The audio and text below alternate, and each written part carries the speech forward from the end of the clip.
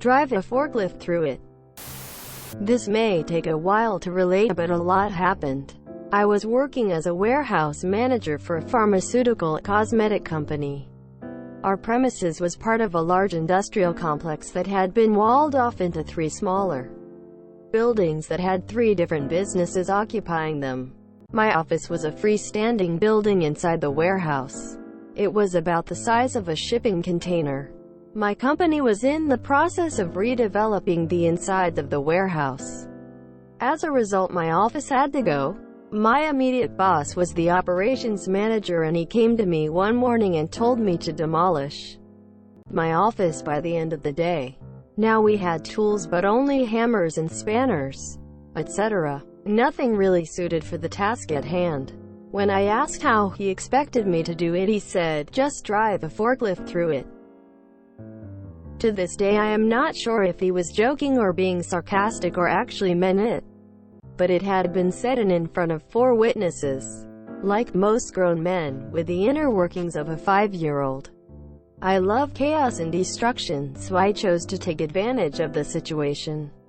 I would love to say I rammed the office at full speed like the Dukes of Hazzard on meth, but I figured that may be too extreme. What I did was push the walls and slowly before lifting off the roof panels. All was going well. I got called away to another part of the warehouse, and another worker decided to take up where I left off. He started lifting a roof panel off when there was a loud noise. A cross between a bang and popping cork. This is the point where we realized that one of the pipes for the fire sprinkler system ran through the office roof, and it had been completely ripped out. The pressure in the system caused an initial spray of water before a torrent of water spewed forth. At roof height, the water had been in the pipes for at least 20 years and combined with the dirt in the rafters. It was like it was raining squid ink. It covered the finished goods, the raw materials, the workers and the equipment. The production line was immediately shut down and everyone was panicking. We had a plumber on site who was unable to stop the flow. It had been flowing for about 5 minutes when we heard the sirens. The fire system had automatically alerted the fire department when the water pressure dropped. Due to the nature of our business, we had on site up to 30,000 liters of pure alcohol and ethanol. So when the firemen came, they came prepared for the worst. 3 truck and about 20 firemen. The firemen go to turn the water off, but the valves are in one of the other warehouses. One was occupied by a heating company, the other by a Christian food drive. The heating company had knocked off early and Christian place was occupied sporadically. Firemen have to break down the doors of these businesses until they find and shut off the water. Firemen aren't happy with the situation, and here in Australia, if you are responsible for a false alarm, you get fined potentially thousands of dollars for wasting their time. The damage bill was going to be massive in terms of fines, ruined stock and materials, and lost time. It all happened so fast, not much had been said, but once the situation was under control, the operations manager was looking for answers. He approached me asking what the hell I had done. At this point I informed him that it was not me, as I was elsewhere at the time, and that for the record he had instructed me to drive a forklift through a building. He turned pale as the reality of his own culpability sank in. End result was that the worker operating the fork at the time was deemed responsible. I think they needed an official scapegoat for insurance claim. But no official record was made and no punishment handed out. It was all swept under the table and never mentioned again. I wish I had been there to witness that. I am glad the guy operating the forklift wasn't punished. Believe it or not, those systems get flushed and inspected internally every 5 years. The water becomes that disgusting after just 5 years. Now, your system may have been neglected, but I've seen water that's definitely only 5 years old and it looks awful.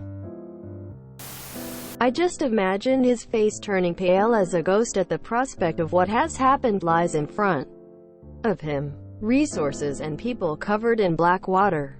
A huge bill waiting. I'm so glad nobody got fired for this though. Especially the guy who just took over. I bet your boss learned sarcasm isn't the way to go with you. This is why rush jobs are always a bad idea. A proper survey of the office building might have spotted issues like the sprinkler system running along the roof of the office. Having to remove the office in one day is what caused this, not the tool used. Craftsman, meaning cheap uncertified labor our boss imported from a neighboring country with lower wages. At an earlier job, cut of the pipe going to the sprinkler system in an old printing house repurposed for other things. Luckily we managed to contain it to a few rooms, no major damage, but a few hectic hours of work. A friend worked at the National Warehouse for a brand of power tools. He mentioned a similar craftsman managed to knock their sprinkler pipe with a scissor lift, causing about 2 feet of flooding in the entire warehouse before they managed to stop it. Usually stuff is swept under the rug. This was such a huge fuck-up it got swept under the table.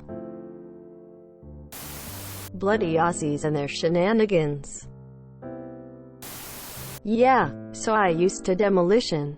I have not encountered a single sprinkler line that wasn't full of squid ink, just saying. Yeah, the initial water to come out of a sealed fire protection system is absolutely putrid and disgusting. Also, I'm surprised there wasn't a control valve for that part of the fire protection system in the building you were in. I think here in the States, or at least in Texas, I believe you have to have your own control valve for different tenants, based on the year in fire protection. The OM said and you did as you were told. This is stupid. Who actually does this and doesn't ask for clarification? I guess that's the reason you have to put a label on coffee saying it's hot. If you enjoyed this video, please check out our playlists full of similar content. Epic Ericast is like doom scrolling for your ears. Please like, share, and subscribe.